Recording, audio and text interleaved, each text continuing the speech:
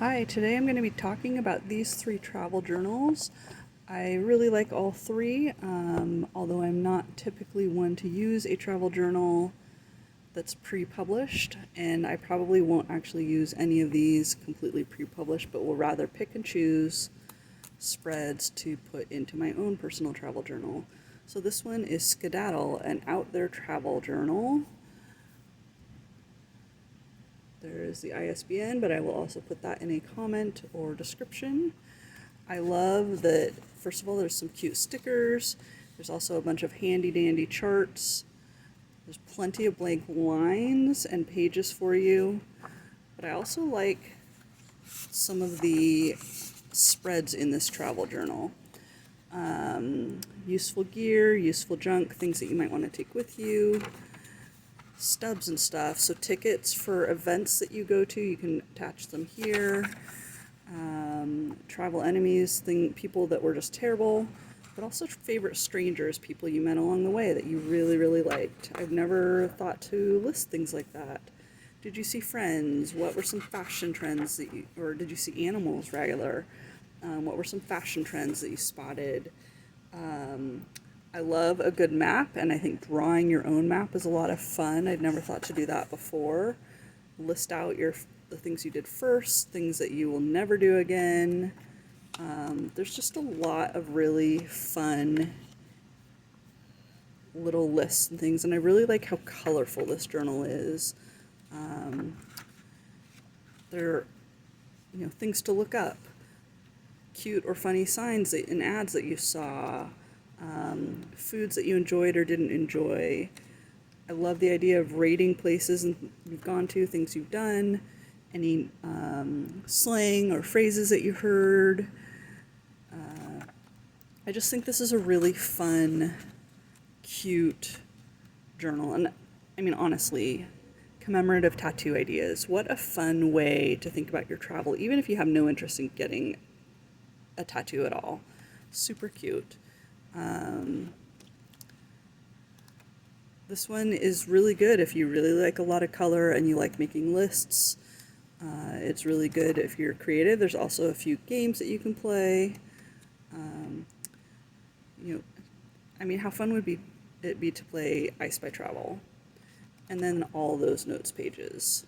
Really cute, really fun. I'll definitely be taking some notes from that to put into my own travel journal. This one is Travel Journal, Reflect, Plan, and Record Your Adventures. There is the ISBN, but again, I'll put that in a comment or description. This one is pretty thick.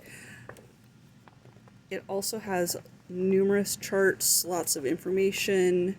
Let's see, lots of blank pages. Space to list out several people that you meet along the way. Travel bucket list type things. The most adventurous things that you've done.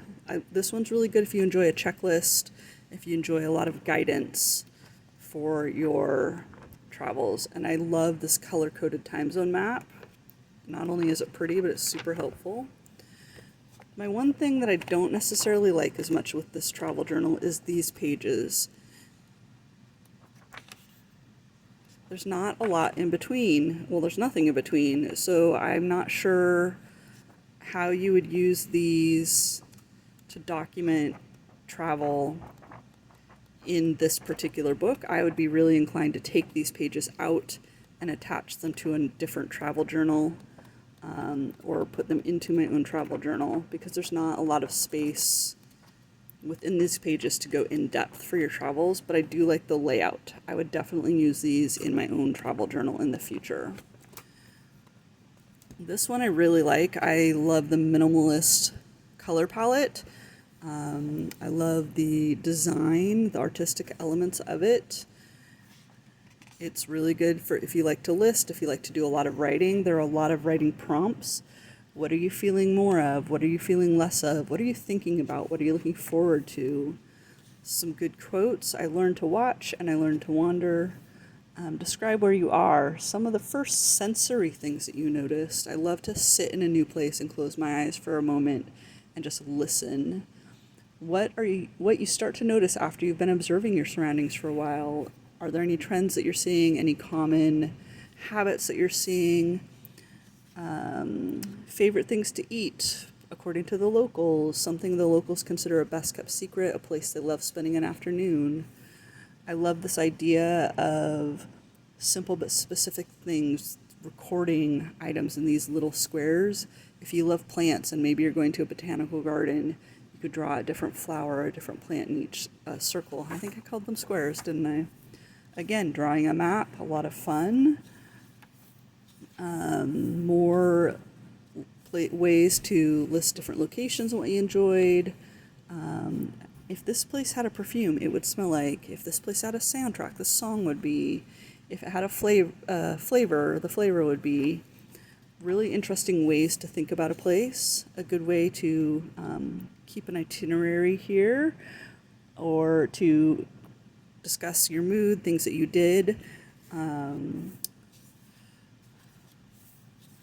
Just a lot of really good guided journaling in this one, which I think is actually a really nice, fun way to record your travels.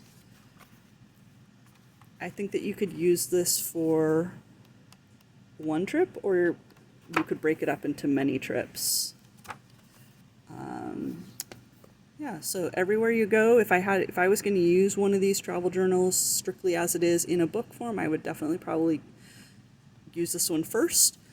I liked elements of this, but I'd be inclined to pull them out and put them into a different journal. And this one was fun. I love a lot of the ideas in it. I'm just not really a big colors person, but there were definitely spreads that I will adapt for my own journals. Which one did you like best? Which one would you be most interested in exploring further? Leave a comment or a note and let me know.